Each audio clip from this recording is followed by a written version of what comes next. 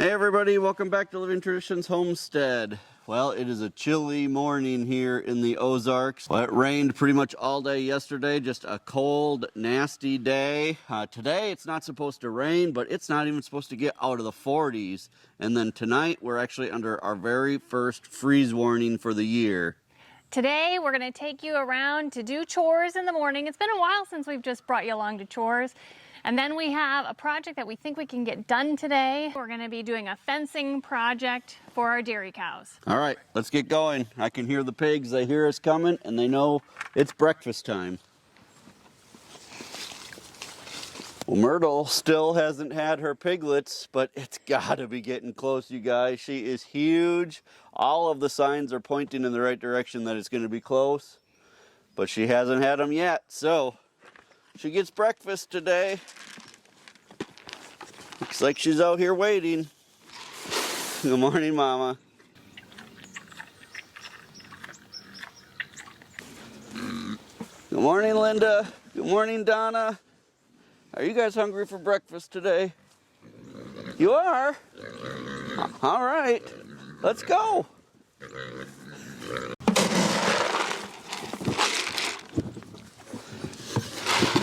There you go.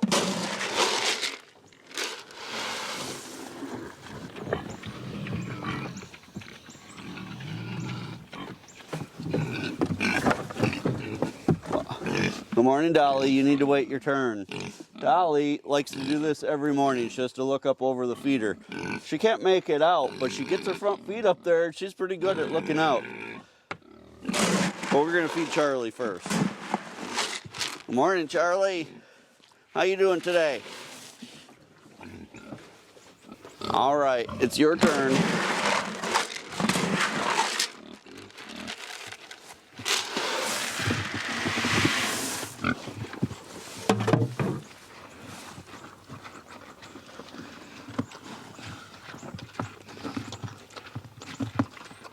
It's going to be just a couple more weeks before Ginger will move in with Charlie for a couple months. So hopefully she'll be having springtime piglets.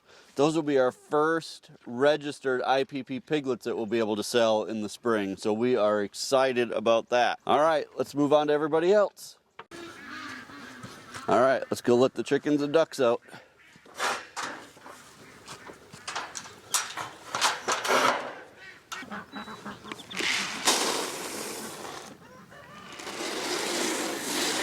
I just recently moved where their feeders are so that they're not always in the same spot. So every morning when I let them out, they turn the wrong way out of the hoop coops, but then they eventually remember where to go.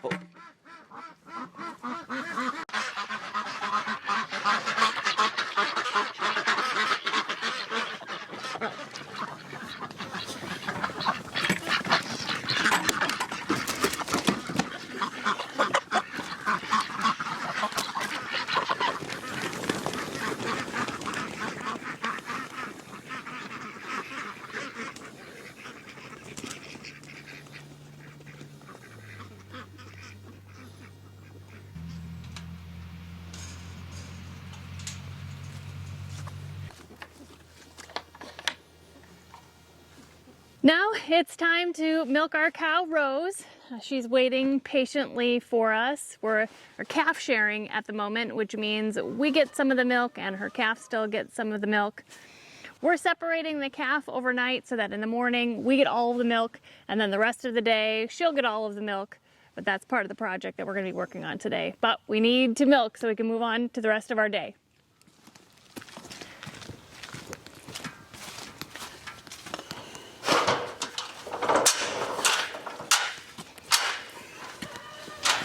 Morning, Rose.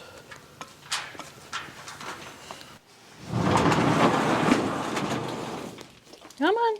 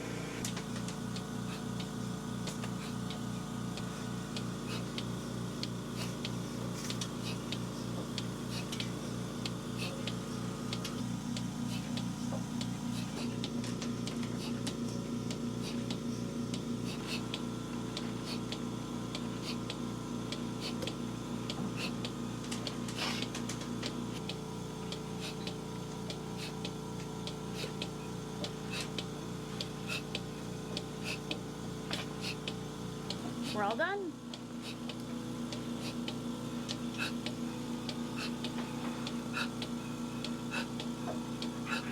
All right, come on, let's go. Out. Let's go. No pooping in the barn. Let's go, go, go, go, go.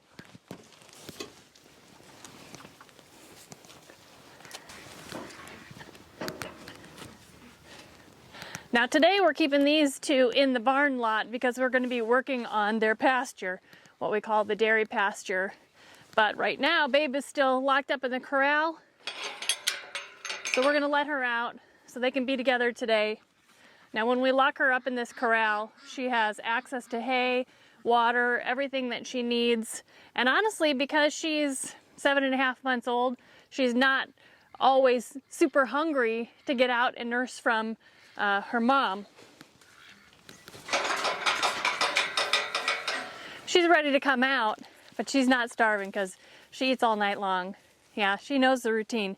She's supposed to go out there, but today we're going to keep them in here.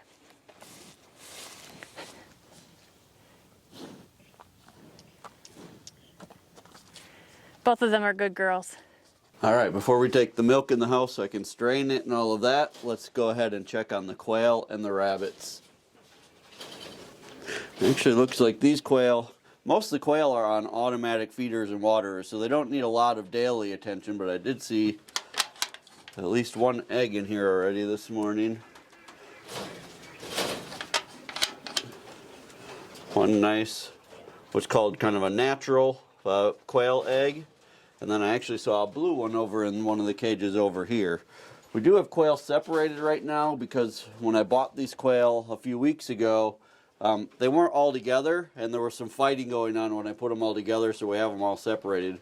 But you guys, I have some big plans for quail coming up in the very near future. I'm going to bring you along for that. Not quite ready to tell you about it today, but let's just say there's going to be a lot more quail on the farm.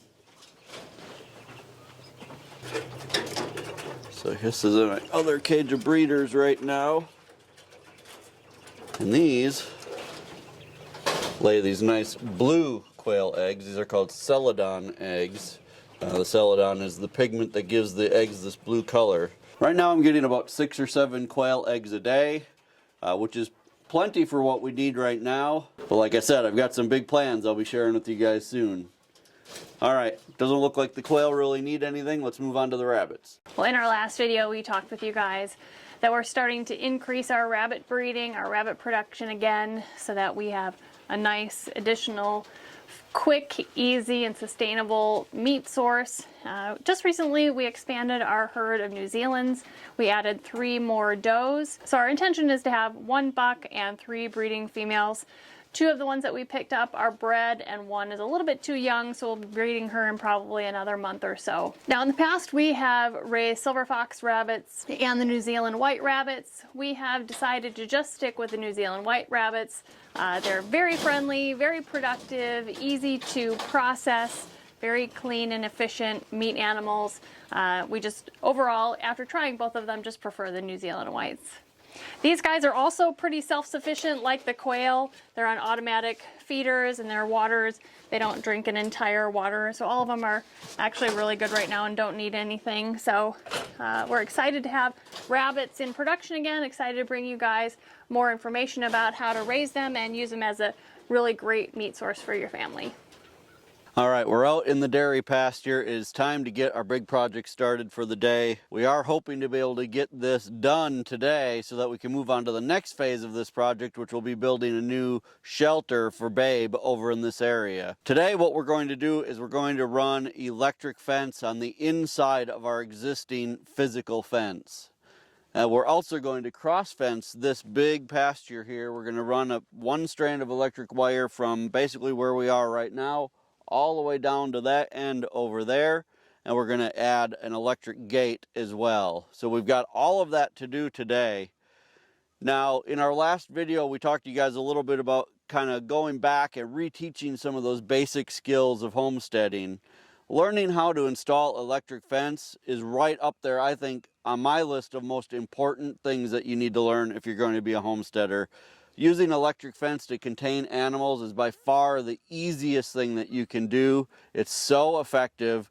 Now, a lot of people think that it's a really, mean thing to do to your animals, but ideally your animals will only touch that electric fence one time. They'll learn their lesson and they'll never touch it again. It's not like they're out there all day getting zapped. Once they learn to respect that wire, they'll never touch it again, and it will be a great deterrent for them. So you guys, this is a skill that I really think everybody needs to learn, and today we're going to try to teach you kind of step by step as we build this fence. So the first thing that we're going to do today is we're going to go install our corner posts.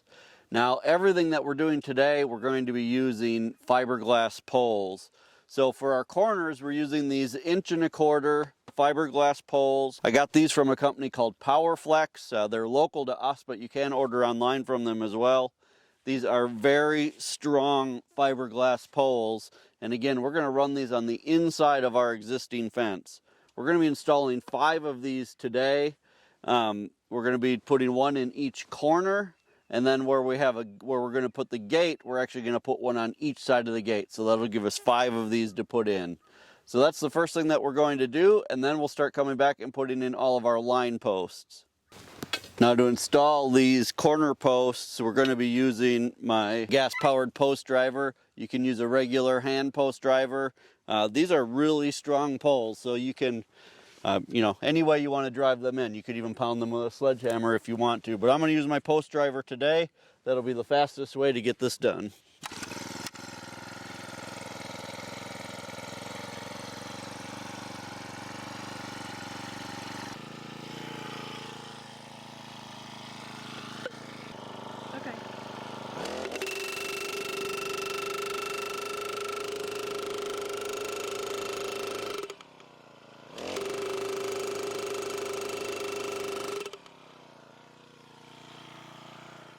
All right, first one in, 4 more to go. We're good.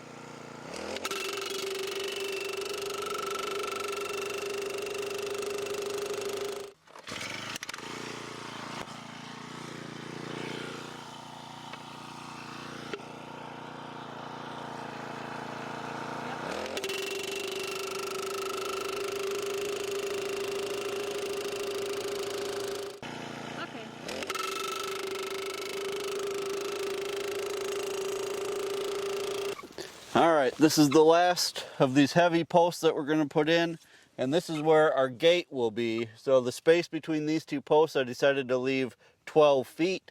That'll be plenty of room to get the tractor through over the winter so we can feed hay over here, and it should make a nice gate to keep everybody nice and safe.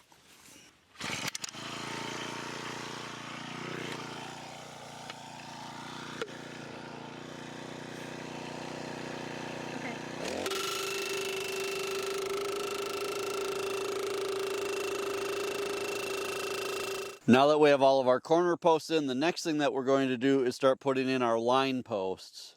For line posts for this project, we're going to be using these fiberglass poles.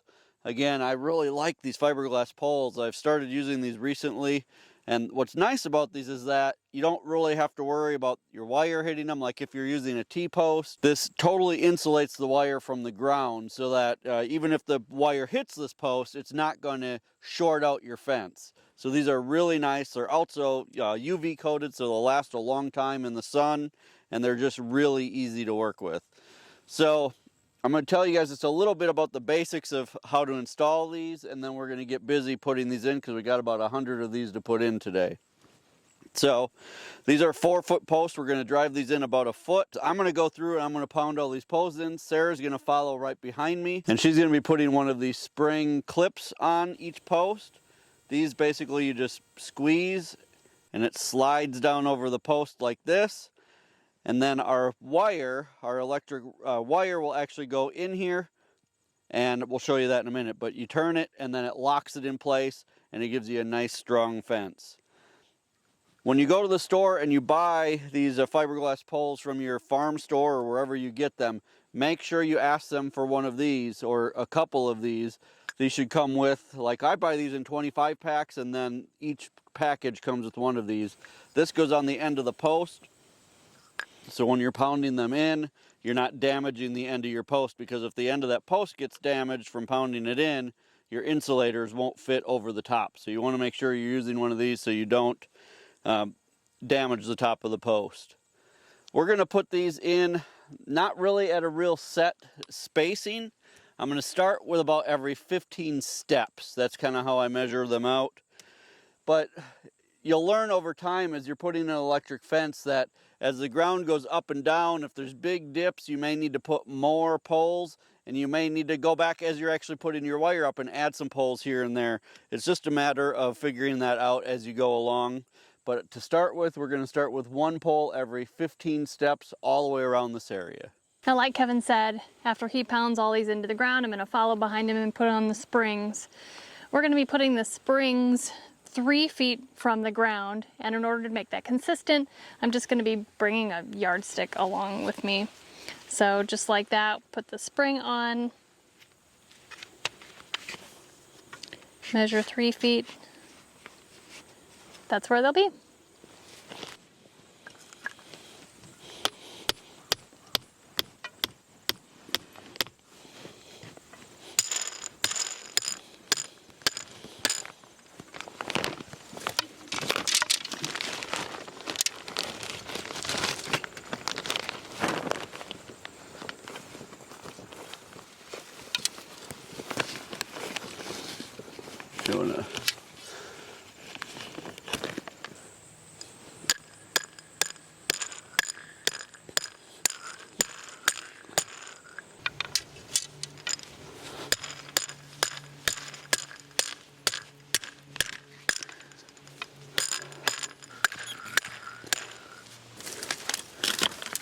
Now, one of our biggest pains in the butt around here, well, we have 2 of them. Blackberry bushes and these right here, the wild rose bushes. They will tear you up. So this is actually a good time of year to be doing this when we're wearing long sleeves anyway.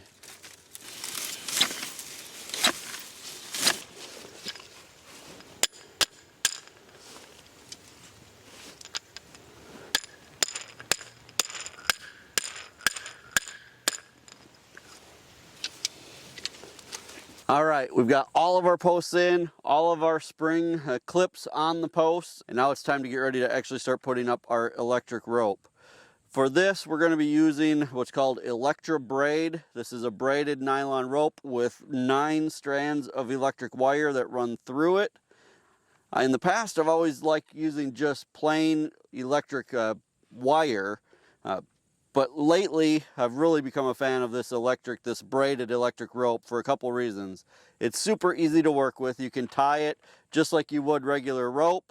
It's also very easy to pull tight. You can just hand tighten it in most cases. And it's also really visible. So it not only creates the barrier with the electric for the cows, but it also creates a physical barrier because they can actually see it really well. Also makes it nice for us to be able to see so we don't accidentally run into it. So we're going to start here at this corner, and then we're just going to work our way all the way around. I'm going to have Sarah show you what she's going to be doing as I walk and unwind this all the way around. Now, to start with, I'm not going to do anything really very fancy here. We're going to actually tie really almost like a fishing knot here. This is how I like to start these. So basically, as we pull, this knot will actually get tighter as we go.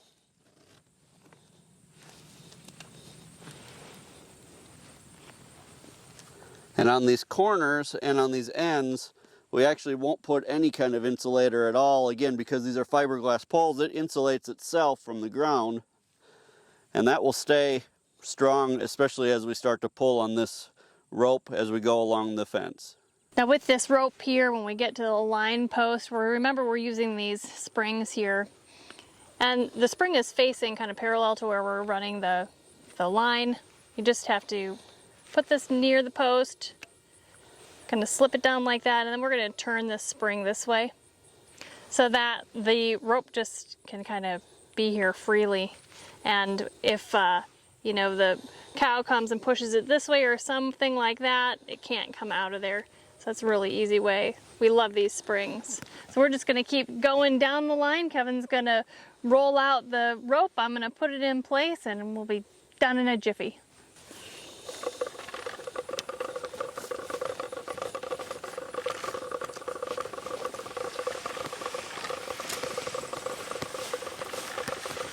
All right, we've made it to our first corner, and I'm going to show you guys now how we go around corners and how we keep the rope nice and tight as we go around the corners.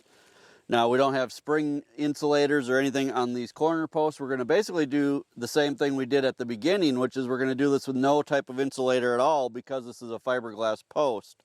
So what we're going to do, like I told you before, this rope only needs to be hand tight. It doesn't need to be ratcheted tight like a high tensile electric rope or electric fence, which makes it really nice. So I'm going to pull this as tight as I can by hand, and then I'm going to start wrapping this around the corner.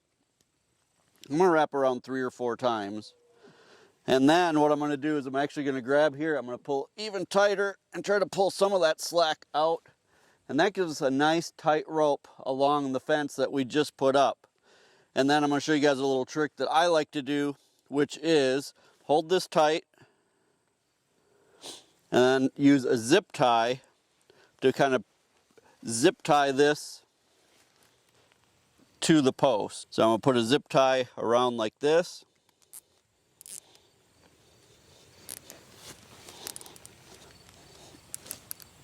And I'm going to pull that tight, and then that will just help keep that nice and tight on that corner. The reason I like to do that is just on the off chance something would happen to this stretch of fence, at least that one will still stay tight over there. So we'll do that at every corner. We're going to do the same thing on this corner. We're going to pull this entire stretch as tight as we can. We're going to wrap it.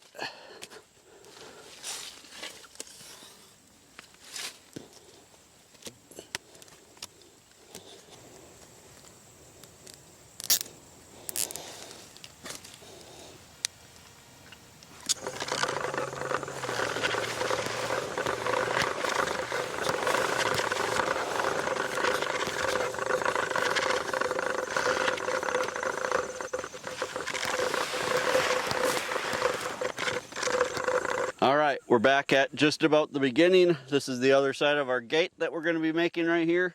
So we're going to do the same thing here that we've done at all of our corners. We're going to pull this as tight as we can.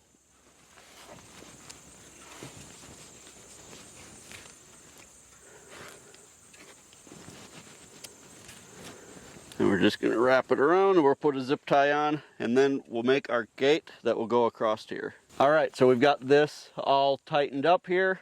And now we've got some loose rope here. This is what's going to actually go across to make our gate. For a gate, we're going to be using one of these gate handles. It's just a plastic handle with a metal rod running through the center of it. This is so you can actually grab it. You don't even actually have to turn the fence off. You can grab this and open the gate with the fence still being live. Basically, this has a spring inside of it so that you can put a lot of tension on. And this is what will create a nice strong gate. You can see over here on this side, I've already tied a little loop of the electric rope. So I'm going to hang my handle there. And we'll just cut a piece of this to make our gate. All right, so our gate is done. Basically, again, this just works. There's a little spring in there, and that just hooks on that loop, and that creates your connection across here. Now the last thing that we need to do is actually install our Energizer so that we can actually make this into an electric fence. All right, so we've got our solar Energizer here. I've wired it to this T-post so it's up off the ground. We're going to get ready to hook this up. Now this is a 12 volt. These come in 12 volt or 6 volt. This is the 12 volt. You can see it's rated to work for up to 30 miles of fence. This is probably about 1/4 of a mile of fence that we put up today. So this generator, this Energizer, is more than powerful enough to take care of this. Plus when we add additional paddocks in the future. So whenever you have an Energizer like this, you're going to have 2 different colored leads coming off of it. Sometimes they come with these little clamps. Sometimes you have to buy these separately, or you can just use insulated wire. I like these little clamps because it makes it easy to move things around if you want to. You're always going to have a green one. This is going to be for your ground, and then a red one, which is for your hot. So, and this one will actually connect to the wire. So the first thing we're going to do is we're going to install a grounding rod. I like to use these galvanized grounding rods. This is a 6-footer. We're going to ideally put this in the ground so that there's just, you know, maybe 6 inches of it still sticking up out of the ground. But here in the Ozarks, you never know. We might get it in only a couple of feet before we hit solid rock, but we'll get it in as far as we can, and then we'll be able to move on to the next step.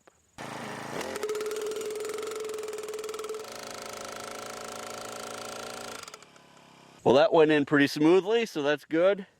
All right, so now what we're going to do is we're going to take our clamp for our ground. We're going to put that on that grounding post.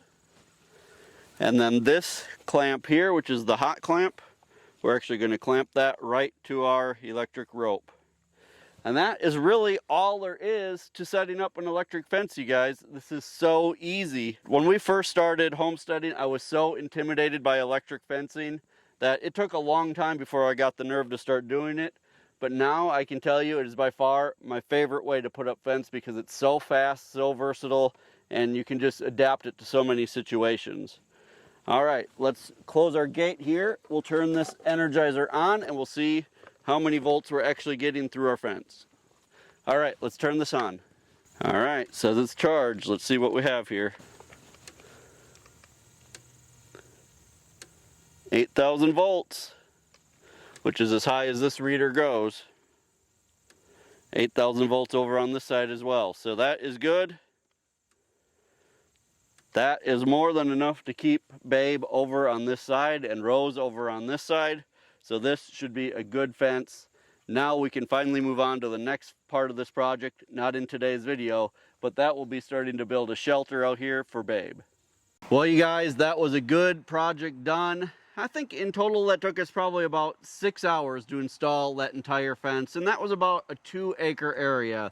I think it was somewhere between 1,000 and 1,200 feet of fence to go around that area. So not a bad day's work for sure. It gets us one step closer to our goal of being able to separate and wean Babe.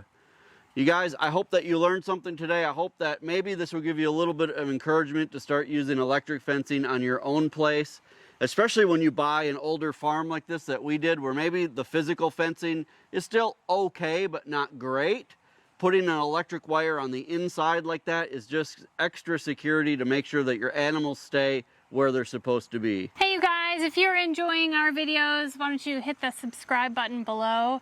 And also, really the best way that you can help us here on the homestead is just to share our videos on all your social media. Until next time, thank you so much for stopping by our homestead. Take care, and God bless. God bless.